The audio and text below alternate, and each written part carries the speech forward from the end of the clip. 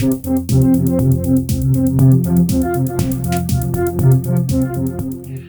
everyone, it's Elizabeth from Elpis Astrology at elpisastrology.com. Thanks for joining me today. So today I am going to do my take on the astrology for February 2023. So we start off on the 5th of February with our first full moon. And the full moon will be in dramatic Leo at 16 Leo, 40 minutes, and that's at 10:28 a.m. Pacific Standard Time. The big thing that happens is that this, of course, at a full moon, the moon will be in Leo, and then in the opposite sign of Aquarius, we will have the sun. So we have a square being formed here with, surprise a minute, Uranus. That's the big thing that surrounds this full moon. And so I just saw this as some kind of big, dramatic, maybe more than one gesture of some sort. Now, on an individual basis, if you've got something, say, around, say, an ascendant or a sun, around the 16-degree mark of Leo, that square with Uranus could bring in some kind of sudden, like a sudden break up in a love partnership, because Leo rules that. It can also bring some kind of big change your way. I mean, we always seem to associate squares with challenges and real difficulties. And for sure, the direct translation of that is that they're challenges.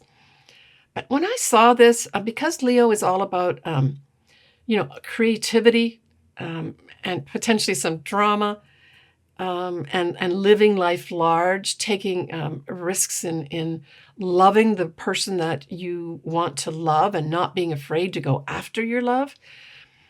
I don't know. I saw this more as a collective big surprise regarding somebody. Now, Leo can rule royalty and the rich and famous. So it could be that some surprising coupling comes up around this full moon in Leo. So that's kind of what I translated after kind of meditating on it. But certainly we can take it down to brass tacks and say that it's a square. So if you have something around the 16, 17-degree mark of Leo, there may be some surprises. And I would say unexpected surprises. But I don't think it has to be bad.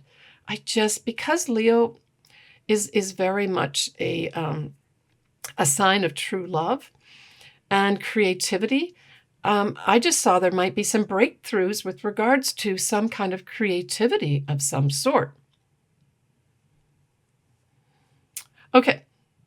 The other thing that the sun and moon do is they trine a now direct Mars, still in Gemini.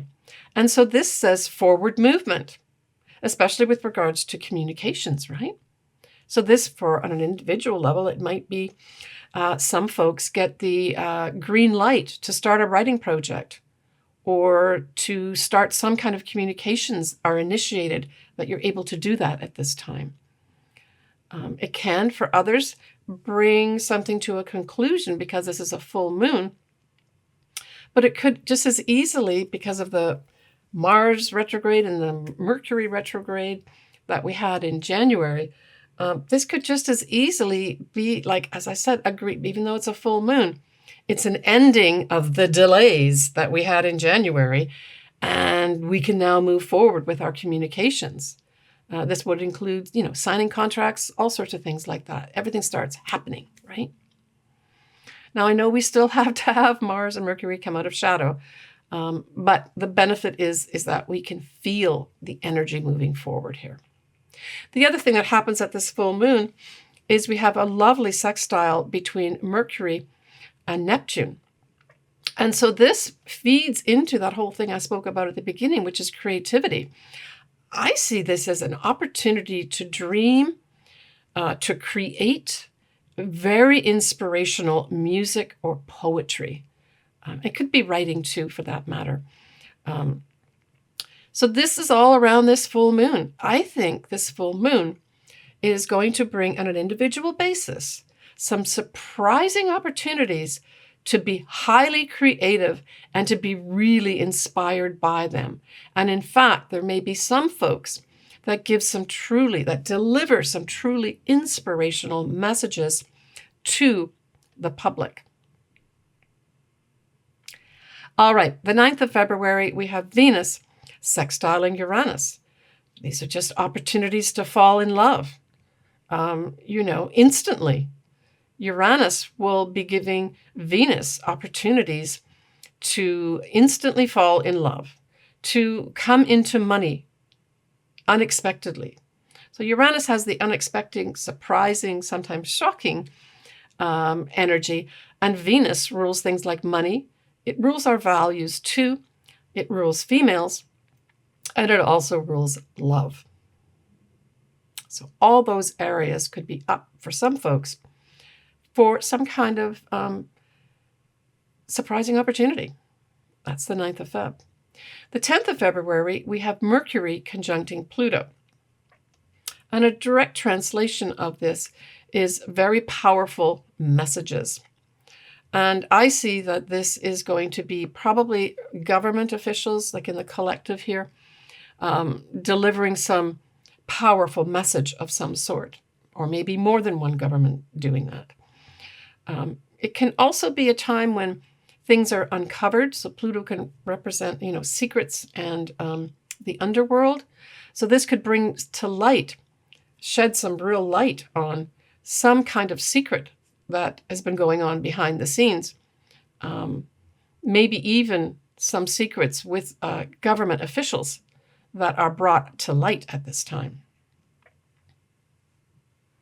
On an individual level, this could have some folks writing or communicating very powerfully at this time. I guess the only caution would be, be careful with the intensity of your words, because you're going to be more prone to have intense thoughts, as well as wanting to speak in a powerful way. Just make sure they're not attached to something that makes people feel very uncomfortable, right? On the 16th of February, we have Venus conjunct Neptune at 24 degrees of Pisces. Well, this is just a tremendously romantic day. If you want to, speak some sweet nothings to your loved one, this is it. For other folks, you may meet your soulmate this day. That's what Venus conjunct Neptune is. Neptune is the higher octave of Venus, so together they're vibrating at a very high level from a love standpoint, right? It's also great compassion. Others may be feeling that, great compassion for people. On the 18th of February, we have Mercury sextiling Jupiter, which is at 9 degrees of Aries. So with Mercury being at 9 degrees of Aquarius, sextiling that Jupiter, this is just opportunities to get our messages out there. I thought too, also with the Mercury in Aquarius, I thought literally this is messages from potentially outer space, some new discovery of some sort. Yeah, that was a direct intuitive hit for me. All right, so our new moon in February 2023 will be at 0 Pisces, 22 minutes on the 19th of February at 11:07 p.m. Pacific Standard Time. We will have the sun and the moon, because at a new moon, both of them are together, will be conjuncting Saturn, but Saturn is going to be at 28 degrees of Aquarius in a different sign. Doesn't matter. It's still within a couple degrees. So this is adding a level of seriousness to this new moon. But I also thought, because Saturn represents karma in many ways, and so does the 12th house, which is ruled by Pisces, so the sign of Pisces, I thought this was kind of like a new start to do with our collective karma. And I think this is going to play out for different people in different ways, but certainly a new moon in Pisces asks us to be very spiritual. So this is our spiritual side of ourselves. It's also great compassion. It's agape love. So the highest love for all the people.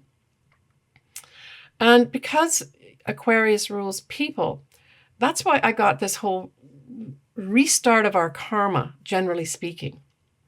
And that's what I'm getting in this message. Now let's look at what else is going on at this new moon. So, of course, Happy New Year to all my Pisces viewers, because this is your new kickstart to the year. We have Mercury sextiling Chiron, and we have Venus sextiling Pluto at that 29-degree mark. That's important. But because Pluto's at that 29 degrees, Pluto has full power at this time. And so I think that ties in nicely with what I just spoke about and our collective karma. I think this Venus sextiling Pluto at 29 degrees is a very powerful time for a few things. A powerful time for love, for sure. Transformational love, opportunities. So if you've got something, especially say your own Venus at 29 degrees of Capricorn, this could be a time of true transformation with regards to your love, but it could also be transformation of your money. This 29 degrees is basically laying down the gauntlet of saying this is the final time Pluto will be sextiled by Venus, with Pluto being in Capricorn. And with Pluto at full power here, it's exerting some pretty powerful effects. Now, we could have females be brought in for some major transformation as well, and in terms of an actual event, because this is such a powerful, critical degree of 29 degrees. But it could have us collectively, truly, collectively, changing how we value things, transforming what we value. And certainly I think a lot of us have gone through a better change in our values and what we value and how we value as a result of all this period we had, the pandemic, right? Et al. Okay, I just see this as a lovely new moon, very powerful, powerful changes for karma, collectively as well as individually. And certainly a transformation of our values. And I didn't talk about the Chiron part here with Mercury sextiling. This is good news about our healing and our health. Maybe we'll have some good news coming out in the press or on the internet or on the news regarding healing collectively here. New ways of healing too. That's the other thing this could bring in. All right. The 23rd of February, we have Mercury in Aquarius squaring Uranus. So this is going to say some jarring news of some sort is going to be coming in at this time. Now, it can also bring in messages about the shaking of the earth too, right? Because Uranus being in Taurus can shake literally the earth right at this time. So there could be some not so great news about our earth shaking. That could come in around the 23rd of February too. But just on a general level, it's just some jarring news comes in. Now, Mercury is in Aquarius, so it could be some jarring news comes in from outer space, with all the new things that we have happening up there now. On the 28th of February, we have Saturn going to 29 degrees, but in Aquarius. So we've got Saturn at full power here too. And I think that this is going to be the last sort of couple weeks where Saturn will be in Aquarius, trying to exert its power through, trying to present the old guard in a new way. It's like the emperor isn't wearing any clothes type thing. That's what I got with this lineup. Certainly Saturn is a 30-year cycle, so it's going to be another 30 years once we get to mid-March this year that Saturn will be back in Aquarius. So this I see as a real tie-up. This could signal, I would say, maybe some people in power, some old institutions their final last gasps, where we see the final changes that need to happen with regards to the old guard happening at the end of February here. Because don't forget, mid-March, we will then have Saturn going into lovely, compassionate, dreamy Pisces. And I'll talk more about that in a later video as well. Okay, when we look at March, just to give you a little peek into March, we have our full moon is going to be at 16 degrees of Virgo. Our new moon is going to be at 0 degrees, 50 minutes of Aries. And we will finally have that Mars in Gemini out of shadow. Okay, so I'm going to tie up this video by going into each of your ascendants and or sun signs. So for Aries, we have this full moon in Leo is going to be trining your sign, and it's affecting your 5th house. So this also is going to be the house that we're going to have the Venus in Leo retrograde and direct in, right? So there may be some ending here. So for some Aries, this may literally be an ending of a romance with the view in mind of 2 things happening during the summertime period. That love coming back to you, and or you deciding you want to start a new relationship. So that could happen in the summertime period, but you let go of this love at the full moon at the beginning of February. It can also have, for some Aries, tying up a creative project. For others, it could have you deciding you don't want to do your own business anymore and you join the corporate world. It could have maybe for others that have children, that child leaves the home, right? That's the ending that happens for you. When we look at the new moon in Pisces, that's your 12th house. And supporting you in that new moon at that time, you're going to have Jupiter that's in Aries trining your sign, right? So, and it's also going to be trining the full moon as well, or forming a close trine. So I would say the new moon in the 12th house. So you've got the new moon in Pisces in the 12th house, and Pisces rules the 12th house. This could just bring in new efforts with regards to developing your spirituality. Maybe you're going to decide to do some shamanic type of metaphysical things for healing yourself. It could just have you dealing with things that you've been putting under the carpet that you've not been looking at, that might be tripping you up a little bit. So I would say you can leverage the Jupiter forming a beautiful trine to your sign at that time and put something new in place that maybe helps you get rid of some karma in your life and, kind of puts to bed some stuff that just needs to be cleaned up. I get this feeling that you think that by ignoring something, it'll go away. But at that new moon, it's going to say, hey, this is a whole new start for you. Let's get that cleaned up. For others, it may just have you in a dreamy state of mind. I mean, that's the other thing. Your dreams could become more important at this time too, Aries, with that new moon in Pisces. Take care of yourself. Okay, so that's my wrap up for February 2023. I did just want to mention a couple other things, like as a general energy that's going on in February. So we have Jupiter is in Aries, and it will be in Aries from 8 to 11 degrees of Aries for the month of February. And that will be affecting directly and favorably the fire signs.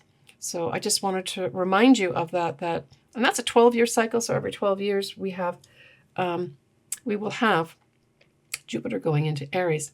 But it moves fairly quickly. By mid-May, that Jupiter is going to be in Taurus.